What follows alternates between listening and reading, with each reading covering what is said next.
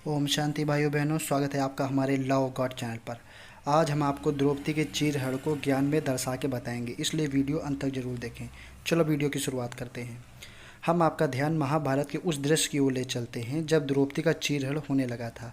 जब दुशासन दुर्योधन के कहने पर द्रौपदी के केस पकड़ कर लाता है तो सबसे पहले द्रौपदी दुशासन से कहती है, मैं तुम्हारी माँ की तरह हूँ। फिर भी दुशासन द्रौपदी के केस पकड़कर राजसभा में लेकर आता है। फिर दुर्योधन दुशासन से कहता है कि द्रौपदी का चीरहरण कर दो। ये बात सुनकर द्रौपदी ने महाराज से अर्थात धृतराष्ट्र से कहा, ये अपमान तो किसी नारी का नहीं होना चाहिए। फिर तो मैं इस कुल की कुलवधू हूँ, इसलिए मुझे बचा लीजिए।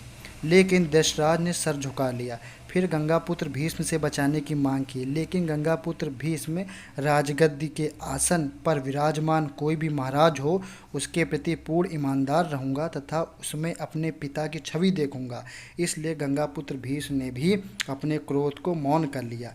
फिर द्रौपदी ने कुलगुरु कृपाचार्य से कहा, लेकिन कृपाचार्य भी राज सिंहासन के प्रति ईमानदार होने के नाते वो नहीं बचा सके। द्रोणाचार्य से द्रौपदी ने कहा, वे महाराज धृतराष्ट्र के नमक के अधीन थे, इसलिए वे भी नहीं बचा सके। अपने पति से कहा, लेकिन वे तो जुओं में अपना सब कुछ हार गए थे, यहाँ तक कि स्वयं को और द्रौपदी को भी। द्रौपदी सारे तरफ से निराश हो गई। फिर दुशासन ने द्रौपदी की साड़ी खींचना शुरू किया।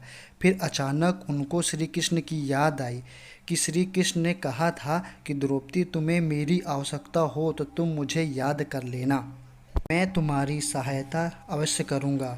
द्रौपदी ने तुरंत श्री कृष्ण का आवाहन किया। फिर दुशासन साड़ी खींचते जाते और श्री कृष्ण के आशीर्वाद से पट अर्थात साड़ी बड़ी होती जाती। खींचते खींचते दुशासन थक कर गिर गए, लेकिन श्री कृष्ण के आशीर्वाद से द्रौपदी का चीरहरण नहीं हुआ, क्योंकि उन्होंने श्री कृष्ण को याद किया था। अब हम इसे दूसरी तरफ से समझते हैं।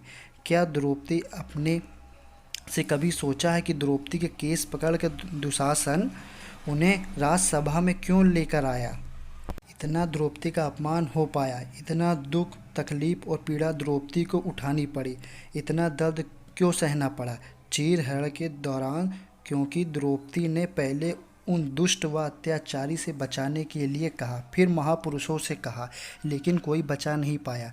अंत में श्री कृष्ण को याद किया, उन्होंने द्रौपदी को बचाया।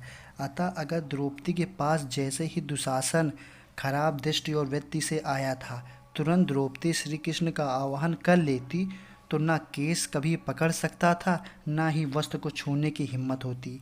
ये इसलिए हुआ कि पहले ईश्वर की जगह मानव याद आए, सगे संबंधी याद आए, इसलिए इतना अपमान सहना पड़ा।